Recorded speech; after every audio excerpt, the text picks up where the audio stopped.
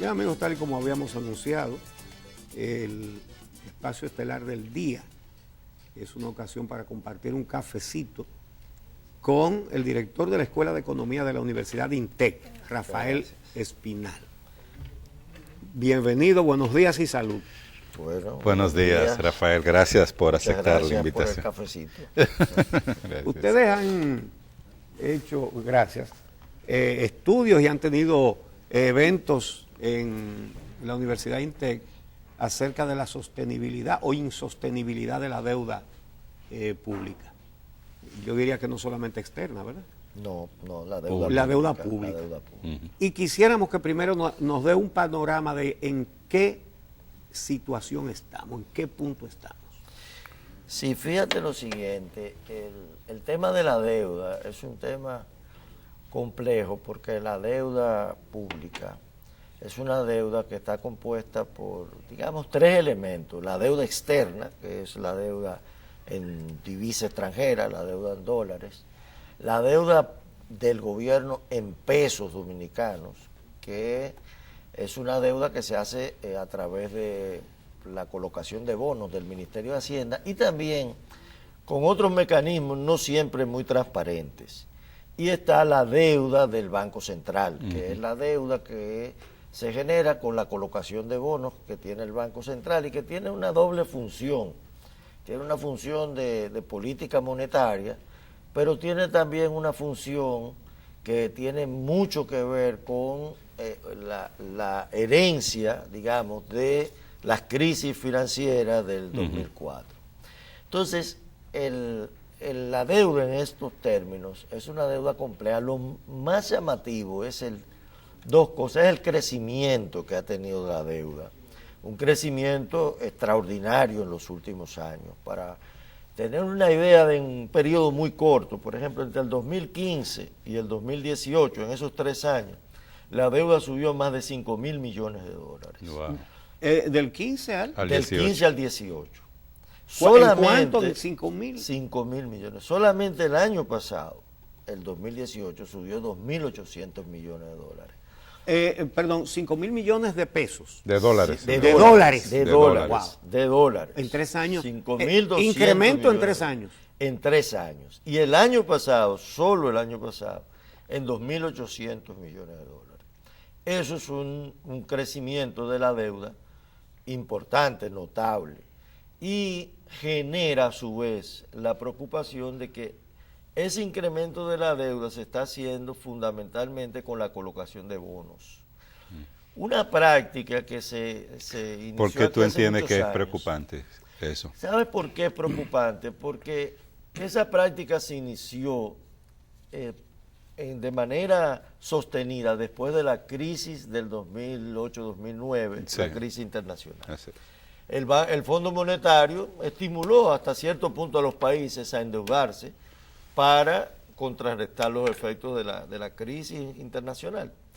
Pero nosotros le tomamos el gusto, nos hicimos adictos, digámoslo así, nos hicimos adictos a colocar bonos. Sí. ¿Por qué es más dañina? Porque cuando tú colocas bonos, tú quedas libre de usar el dinero en cualquier actividad. No es un financiamiento condicionado, no como es un financiamiento organismos multilaterales. Los intereses son más altos, los plazos son más cortos que los organismos internacionales. Correcto. Pero tiene la ventaja para un gobierno tramposo de que no hay un organismo internacional vigilando cómo se está usando ese recurso. Así es. Entonces tú hablabas. Entonces es lo que te da la gana. Tú hablabas, por ejemplo, de sobrevaluación de obra. Tú haces una obra, una carretera, sí, unas escuelas, con fondos del Banco Interamericano de Desarrollo, y eso tiene que ir a un proceso de licitación muy transparente.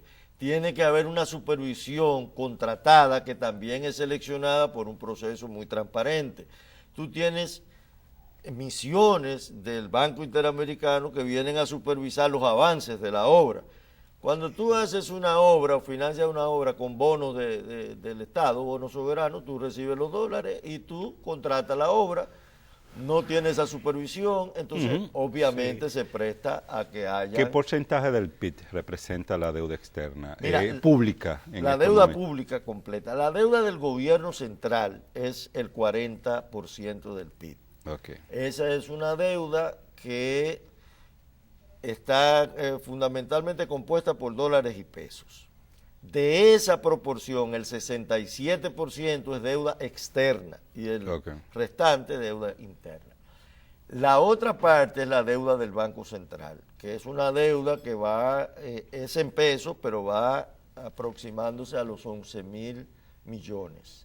Entonces, si tú sumas esas dos, te da un 52%, un 52 del Producto Interno Bruto. Pero lo más delicado no es el porcentaje con relación al producto, sino la carga de la deuda en relación con los ingresos fiscales. Porque tú tienes que generar ingresos a través de impuestos, fundamentalmente para pagar los intereses de esa deuda. Y como dijo Uchi de una manera muy acertada, la deuda en bono es más cara, pero además tiene que ser recolocada porque es de corto plazo. Tú pones bonos a 5 años, cuando vencen a 5 años lo que tú haces es que te reengancha.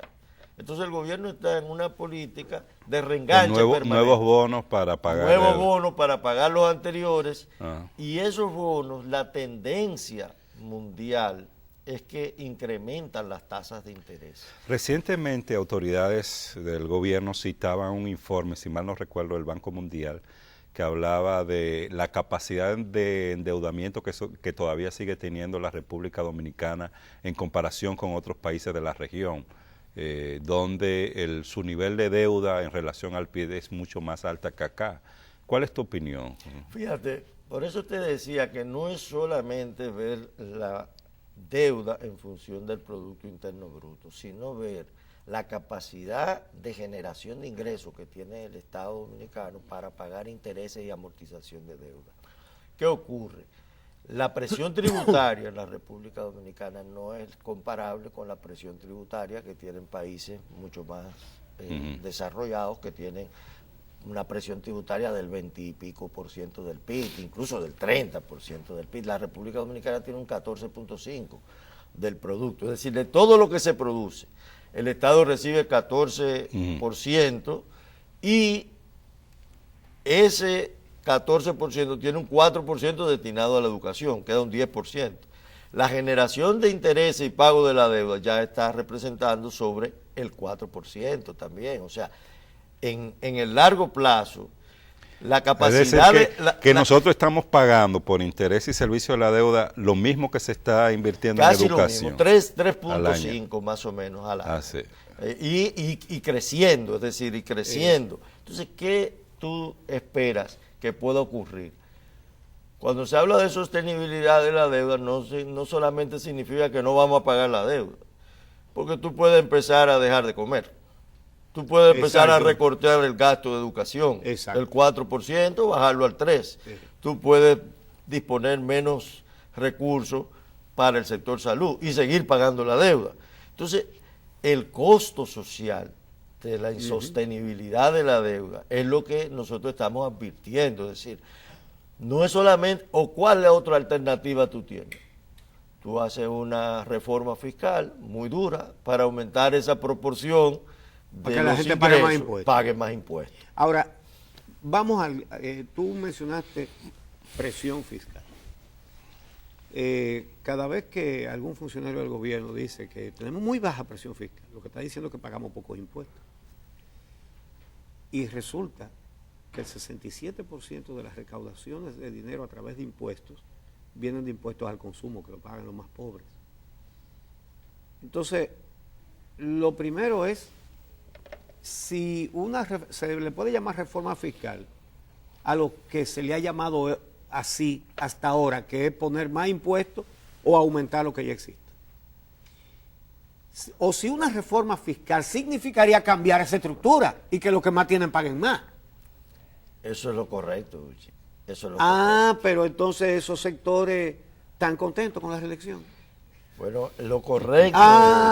Entonces vamos entendiendo de qué se trata. Una reforma, y no solamente por la vía de los ingresos. Una reforma fiscal implicaría una reestructuración del gasto público. Esa es la otra. Esa es la otra, que el gobierno no es verdad que quiere una reforma fiscal, porque tendría que dar cuenta de la racionalidad, de la irracionalidad de su gasto. Sí, ¿cómo podemos hablar de baja presión fiscal con 36 subdirectores de INESPRE y con 30 y pico de vicecónsules en Nueva York y con 20 vicecónsules en Boston que no hay consulado? Eso, es de eso que estamos hablando. Por ejemplo, en la presión fiscal, no habría que calcular lo que tú tienes que gastar en tu casa para hacer una cisterna, para poner una bomba, para poner un tinaco, para comprar una planta o un inversor, para tener seguridad privada, en fin. Porque no es eso lo que te debe devolver el Estado, precisamente por los impuestos que tú pagas. Claro, ahí entra en el tema de el modelo económico con el cual nosotros hemos estado creciendo. Nosotros hemos estado creciendo a un ritmo importante, indudablemente en los últimos años, pero con una concentración del ingreso en un grupo pequeño, en sectores pequeños de la población, una clase media que es la que paga los impuestos, porque son impuestos indirectos fundamentalmente, y los directos están referidos al salario. Es decir, tú no te puedes escapar si tú eres asalariado, pero si tú tienes algún tipo de actividad productiva donde tú puedas evadir el impuesto sobre la renta, entonces tú haces la evasión del impuesto sobre la renta, o si tú tienes la posibilidad de tener evasiones de ITEVI, tú puedes evadir el ITEVI, pero el asalariado está condenado a un pago. Una empresa pequeña tiene que pagar impuestos por adelantado. O el que tiene no es que tiene que pagarlo, no. Que además es por adelantado. Que debo decirte, ahora que tú dices impuestos por adelantado, que estamos hablando de la deuda pública contratada por el Estado Dominicano. Pero cuando el Estado cobra anticipo, lo que está haciendo es endeudándose con el público. Es decir, y además en una figura administrativa que no está aprobada en el Código Tributario. De manera que todos los anticipos que están dando los negocios al Estado se convierten de alguna manera en una deuda porque no pagan, y además una deuda gratuita. Tú hablabas del tema de la distribución del ingreso en la República Dominicana, un país con niveles de crecimientos enormes. Por ejemplo, el año pasado un 7% creció la economía. Este año se proyecta que va a ser una de las economías que más va a crecer de América Latina, juntamente con Panamá, otros países de la región.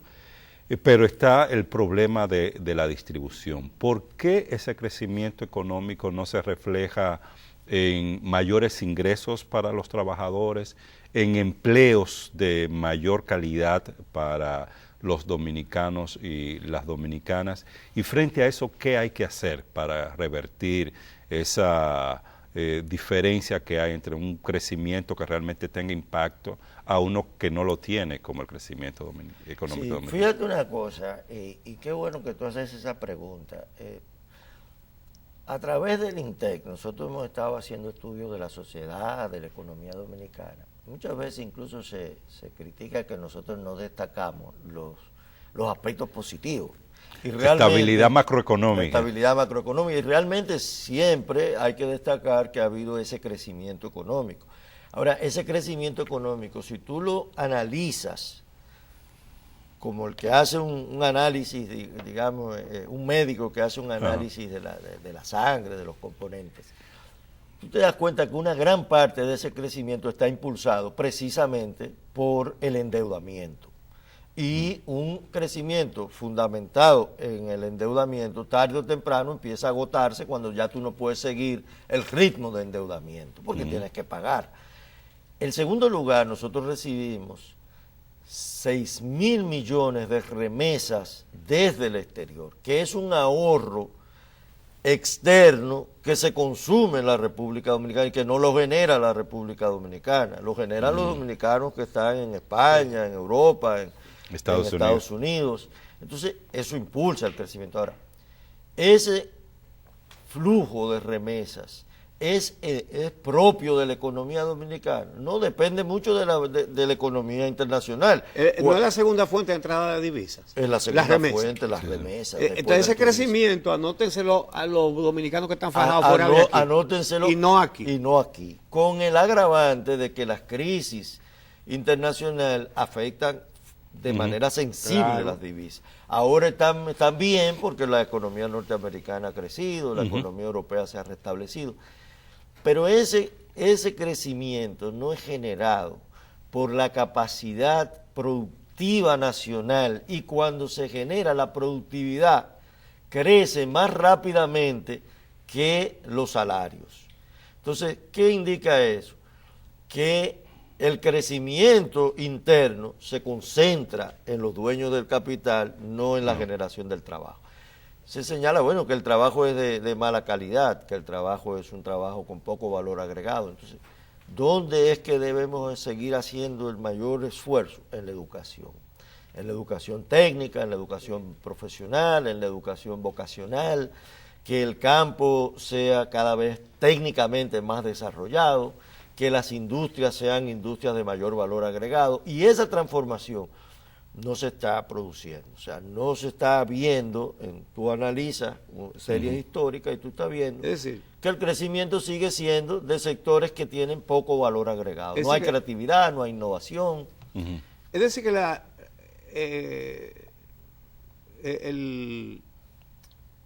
el endeudamiento influye en el crecimiento económico. Por supuesto que sí.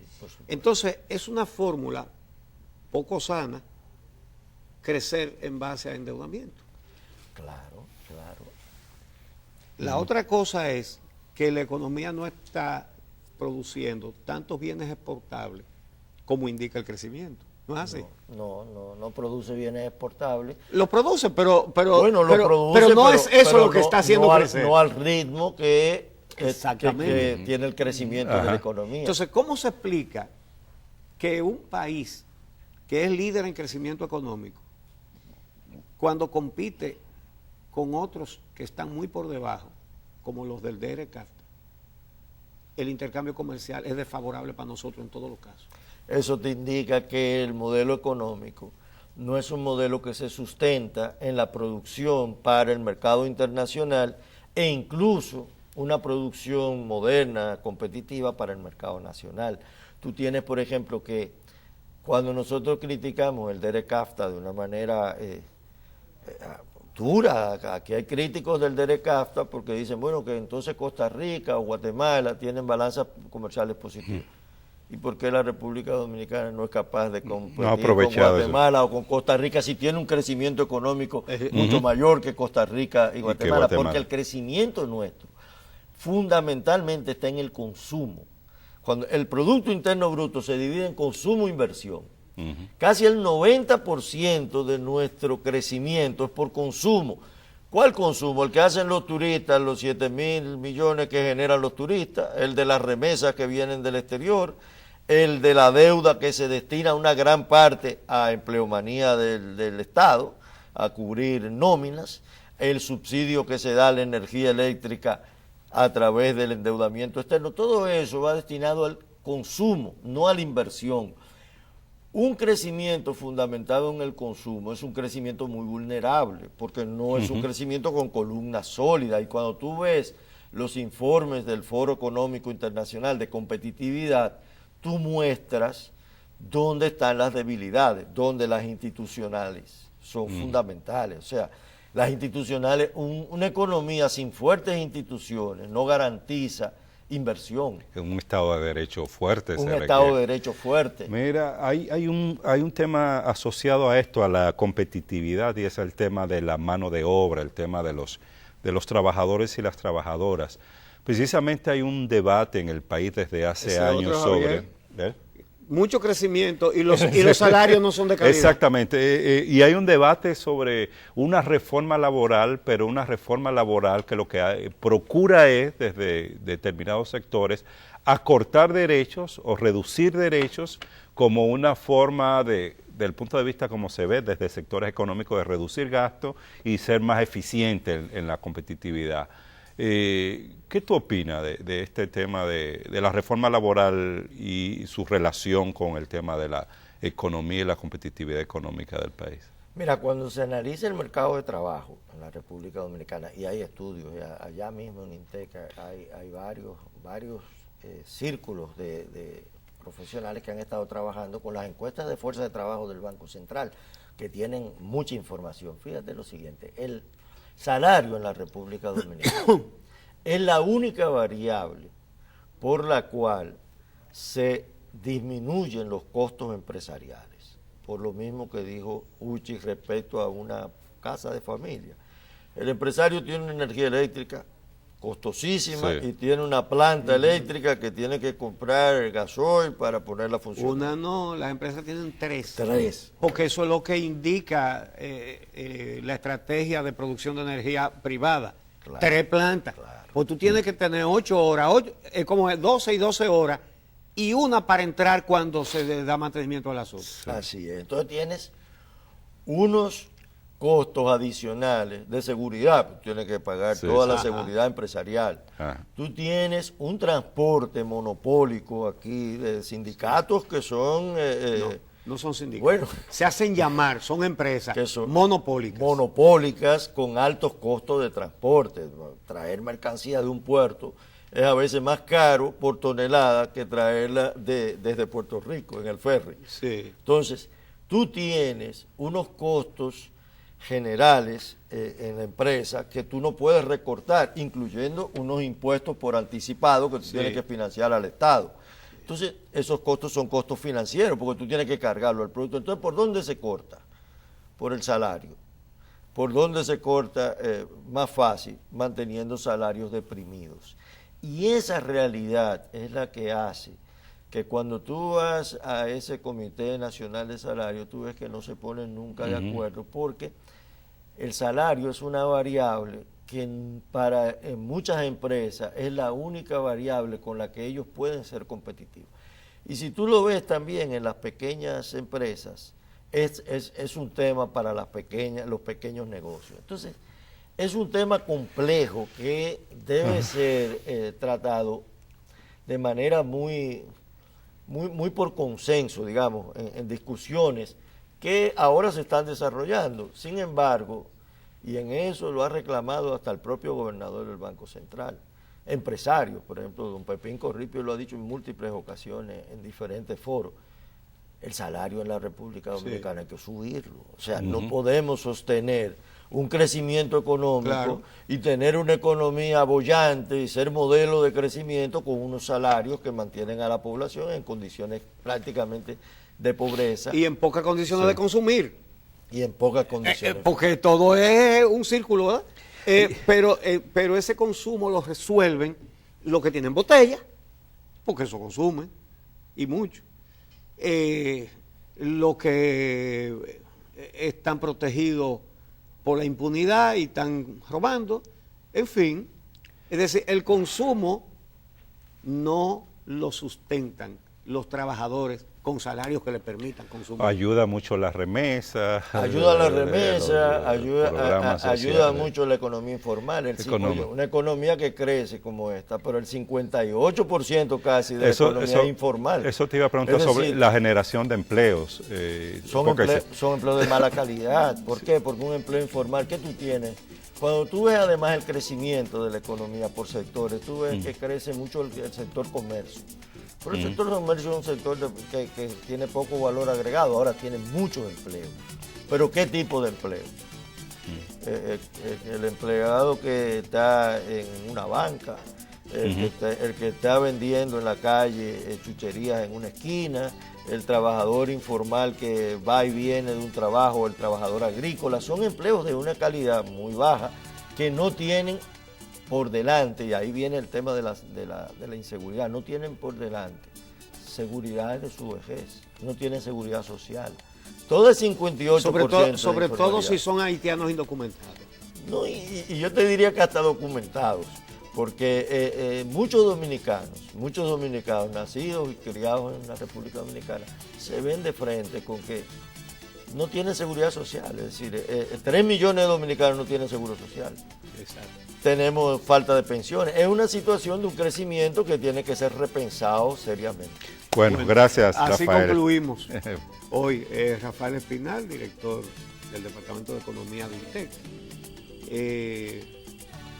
La verdad es que los datos que da y sus interpretaciones son para pensarlo muy bien. Y sacan periódicamente un informe sobre la economía dominicana. Estamos sacando un informe Sí, cada 4 meses. Cada 4 meses. Bueno, yo quiero que hagamos un buscar. compromiso, que cada vez que haya un informe venga. Sí. Sí, el próximo lo vamos a tomar sobre el tema del salario y el trabajo, a propósito de toda esta discusión. Qué bueno. Perfecto. Por Qué eso bueno. no adelanto mucha información Exacto. porque la estamos trabajando. Está bien. Muy bien. Señores, gracias por acompañarnos. Mañana a las 6 los esperamos para una nueva cita.